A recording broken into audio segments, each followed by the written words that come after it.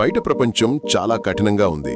ప్రతిరోజు మనం స్వార్థం మరియు విభజన కథలతో నిండిపోతున్నట్లు అనిపిస్తుంది. నిరాశ చెందడం మరియు మానవత్వం చనిపోయిందా అని అడగడం సులభం. ప్రతి ఒక్కరూ తమ స్వంత లాభం కోసమే ఉన్నారని మనం నమ్మడం ప్రారంభిస్తాము. కానీ మనం తప్పుడు ప్రదేశాలలో చూస్తున్నామేమో. నిజమైన మానవత్వం నిశ్శబ్దంగా కెమెరాలు లేని చోట పనిచేస్తుంటే. నేను మీకు ఒక రైల్వే స్టేషన్ నుండి ఒక నిజమైన కథను చెప్పబోతున్నాను. ఇది చాలా సులభం, కానీ నేను విన్న అత్యంత శక్తివంతమైన కథలలో ఇది ఒకటి. ఒక పెద్ద మనిషి తన రైలు కోసం ఎదురుచూస్తుండగా ఒక పేద బాలుడు వచ్చి, అయ్యా, మీ బూట్లకు పాలిష్ చెయ్యాలా అని అడిగాడు. ఆ పెద్ద మనిషి అంగీకరించాడు. కాని ఆ బాలుడు చాలా నెమ్మదిగా, శక్తి లేకుండా పనిచేస్తున్నాడు.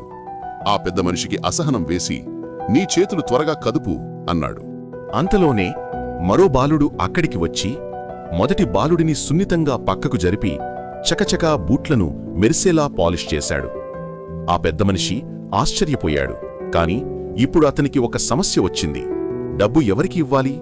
పనిచేసిన వాడికే డబ్బు ఇవ్వాలని నిర్ణయించుకొని అతను రెండవ బాలుడికి డబ్బు ఇచ్చాడు.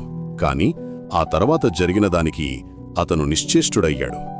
ఆ రెండవ బాలుడు డబ్బు తీసుకొని మొదటి బాలుడి వద్దకు వెళ్లి ఆ డబ్బును అతని చేతిలో పెట్టాడు.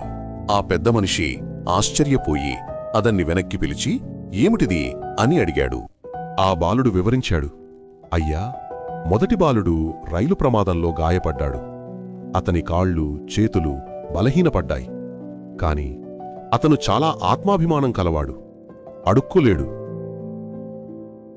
ఇది ఒక శక్తివంతమైన ఆర్థిక మనస్తత్వ శాస్త్రాన్ని తాకుతుంది. చాలామందికి సంపాదించటం అనేది కేవలం డబ్బు గురించి కాదు. అది నేరుగా మన ఆత్మగౌరవం మరియు ఆత్మవిలువతో ముడిపడి ఉంటుంది. అడుక్కోవడం అతని ఆత్మను చంపేస్తుంది. కాని ఇక్కడ అసలైన గొప్పతనం ఉంది. ఒక తెలివైన పెద్దాయన ద్వారా ప్రేరణ పొందిన ఆ షూ పాలిష్ అబ్బాయిల మొత్తం బృందం ఒక నిర్ణయం తీసుకుంది. ఇది కేవలం యాదృచ్ఛిక దయ కాదు. ఇది సామూహిక సంపద, కమ్యూనల్ వెల్త్ మరియు వ్యవస్థాగత కరుణ, సిస్టమిక్ కంపాషన్ యొక్క ఒక రూపం.